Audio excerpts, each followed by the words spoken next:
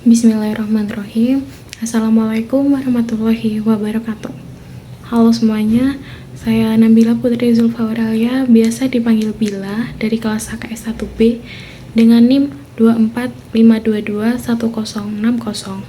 Video ini saya buat untuk menuntaskan tugas UTS dari mata kuliah Pancasila. Sejarah Pancasila sebagai dasar negara. Mengapa tanggal 1 Juni sangat penting bagi Indonesia? Karena saat itu adalah hari lahir Pancasila, dasar negara kita. Bagaimana sejarah pembentukannya? Mari kita lihat video ini. Kelahiran Pancasila tidak terlepas dari peran BPUPKI atau Badan Penyelidik Usaha-Usaha Persiapan Kemerdekaan Indonesia. Sidang pertama BPUPKI tanggal 29 Mei sampai 1 Juni 1945 bertujuan merumuskan dasar filsafat dan bentuk negara Indonesia merdeka. Saat itu, ada 3 tokoh yang menawarkan konsep dasar negara Indonesia. Mereka adalah Muhammad Yamin, Supomo, dan Soekarno. Dalam pidato Soekarno, tanggal 1 Juni 1945, disampaikan dasar negara Indonesia yang meliputi 1. Kebangsaan Indonesia, 2. Internasionalisme atau kemanusiaan, 3. Mufakat atau demokrasi, 4. Kesejahteraan sosial, dan 5. Ketuhanan yang Maha Esa. Saya menamakan ini atas petunjuk seorang teman kita ahli bahasa, namanya ialah Pancasila. Panca yang berarti 5 dan sila artinya asas atau dasar. Dan di atas kelima dasar itulah kita mendirikan negara Indonesia kekal dan abadi. Demikian kata Soekarno. Sidang BPUPKI pun berakhir dan belum menghasilkan keputusan mengenai dasar negara. Perumusan dasar negara kemudian dibahas lebih mendalam oleh panitia yang berjumlah 9 orang yang disebut Panitia 9.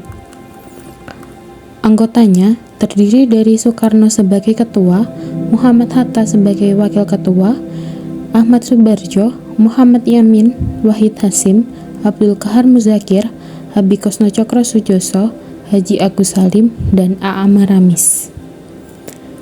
Pada 22 Juni 1945, Panitia 9 menyelesaikan suatu rumusan yang disebut dengan Piagam Jakarta. Sebelum disahkan, sila pertama dari Piagam Jakarta yang berbunyi ketuhanan dengan kewajiban menjalankan syariat Islam bagi pemeluknya diubah menjadi ketuhanan yang Maha Esa. Perubahan tersebut sebelumnya sudah didiskusikan oleh beberapa tokoh Islam, yaitu yang pertama Daki Bagus Hadikusumo, yang kedua Wahid Hasim, yang ketiga Kasman Singodimedjo, dan terakhir Tengku Muhammad Hasan. Pada tanggal 18 Agustus 1945, Panitia Persiapan Kemerdekaan atau yang disebut PPKI mengesahkan Undang-Undang Dasar 1945, termasuk mengesahkan Pancasila sebagai dasar negara Indonesia yang terdapat pada pembukaan Undang-Undang Dasar 1945 alinea keempat. Nah, teman-teman, kapan hari lahirnya Pancasila? Hari lahirnya Pancasila pada 1 Juni merujuk pada fakta sejarah ketika Soekarno pertama kali mengungkapkan kata Pancasila pada pidatonya di sidang BPUPKI tanggal 1 Juni 1945. Peran Pancasila sebagai dasar negara. Pancasila sebagai dasar negara Indonesia memiliki peran vital dalam mengatasi berbagai masalah bangsa. Sebagai ideologi yang digagas oleh para pendiri negara, Pancasila menawarkan panduan moral dan etis bagi kehidupan bermasyarakat, berbangsa, dan bernegara, dengan 5 sila yang mencakup ketuhanan yang Maha Esa, kemanusiaan yang adil dan beradab, persatuan Indonesia, kerakyatan yang dipimpin oleh hikmat kebijaksanaan dalam permusyawaratan perwakilan, dan keadilan sosial bagi seluruh rakyat Indonesia. Pancasila menghadirkan solusi yang komprehensif untuk berbagai tantangan yang dihadapi bangsa. Pancasila mengedepankan nilai-nilai toleransi, keadilan, dan persatuan yang sangat dibutuhkan dalam menghadapi perbedaan dan konflik sosial.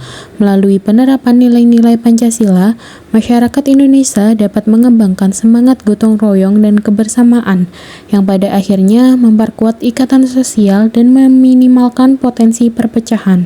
Selain itu, prinsip-prinsip Pancasila juga memberikan landasan kuat bagi pembangunan ekonomi yang adil dan berkelanjutan, dengan menekankan pada keadilan sosial dan pemerataan kesejahteraan.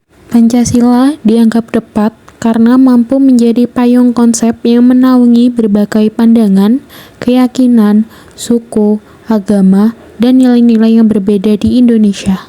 Pancasila tidak memihak kepada satu agama atau suku tertentu sehingga cocok dengan kondisi pluralitas yang ada di bangsa Indonesia.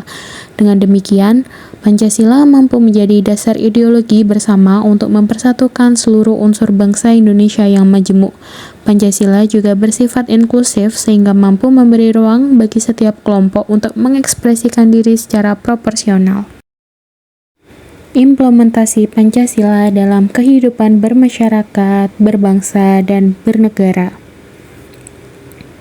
Implementasi nilai-nilai Pancasila dalam kehidupan adalah usaha dan tindakan nyata untuk menerapkan dan menjalankan prinsip-prinsip Pancasila. Hal tersebut dilakukan dalam berbagai aspek kehidupan, baik pada tingkat individu maupun tingkat masyarakat. Ini ada beberapa contoh penerapan nilai-nilai Pancasila, antara lain toleransi dan kerukunan umat beragama yang beragam di Indonesia. Misalnya silaturahmi antar umat beragama pada hari-hari besar keagamaan. Ada pemerataan pembangunan daerah 3T, yaitu tertinggal, terdepan, dan terluar, untuk mewujudkan keadilan sosial bagi seluruh rakyat Indonesia. Dan ada pemberlakuan demokrasi dan sistem representatif dalam pemilihan kepala negara dan legislatif melalui partisipasi rakyat sebagai wujud dari sila kerakyatan, seperti adanya pemilu, pilkada, ataupun kepresidenan yang telah dilakukan kemarin. Pada materi terakhir, ada kasus pelanggaran Pancasila dan cara menanggulanginya. Beberapa kasus pelanggaran Pancasila yang sering terjadi antara lain, yang pertama ada dalam beragam toleransi agama yang menyebabkan banyaknya konflik horizontal. Yang kedua ada maraknya praktik kolusi dan korupsi serta kesenjangan kesejahteraan yang melanggar nilai-nilai keadilan sosial. Yang ketiga ada diskriminasi sosial berbasis sara atau suku, agama, ras, antar golongan dalam pemerintahan dan kehidupan sehari-hari. Yang terakhir ada berkembangnya otoritarisme dan pemahaman terhadap HAM oleh aparat. Bagaimana sih cara menanggulanginya? Ini ada beberapa cara mencegahnya. Yang pertama ada meningkatkan pendidikan Pancasila di sekolah dan masyarakat. Yang kedua ada membukakan akses informasi dan mendesentralisasi kekuasaan. Yang ketiga ada mengaktifkan peran organisasi kemasyarakatan dalam mengawasi pemerintah. Yang keempat ada menguatkan aparatur hukum dan memperkuat penegak hukum anti diskriminasi, korupsi, dan kolusi. Yang kelima ada merekonsiliasi hubungan antara kelompok masyarakat dan yang berpotensi konflik. Dan yang terakhir ada mewujudkan keadilan sosial secara nyata dalam program pemerintahan.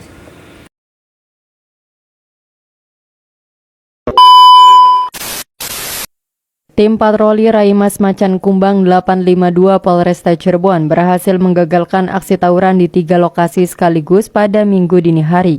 Di antaranya Kecamatan Klangenan, Kecamatan Plumbon, dan Kecamatan Weru. Petugas mengamankan puluhan remaja yang diduga hendak tawuran dan kedapatan membawa senjata tajam jenis kelewang di Kecamatan Klangenan dengan 10 terduga pelaku berinisial DF, AB, AL, IR, NB, FR, AN, RH, AP, dan AJ yang berusia 13 hingga 16 tahun. Terduga pelaku langsung diamankan untuk menjalani pemeriksaan lebih lanjut di Mapolresta Cirebon berikut bersama seluruh barang bukti. Sementara di Kecamatan Plumbon sedikitnya terdapat 9 remaja yang diduga hendak tawuran yang berhasil diamankan. Mereka berinisial FC, RN, DN, SN, SP, AD, RV, RD, dan RB yang berusia 15 hingga 18 tahun. Dari tangan para pelaku, polisi mengamankan barang bukti senjata tajam berupa 1 bilah corbek, tongkat besi, 5 handphone, dan 3 unit sepeda motor.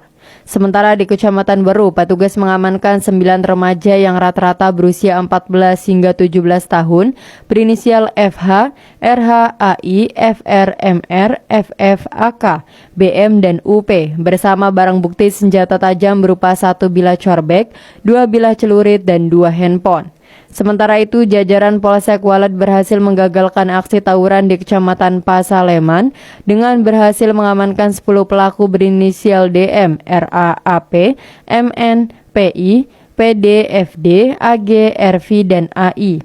Petugas mengamankan barang bukti senjata tajam berupa 3 celurit, 2 parang, dan 8 sepeda motor. Dari hasil pemeriksaan, 38 remaja yang diamankan rata-rata tercatat sebagai warga Kabupaten Cirebon.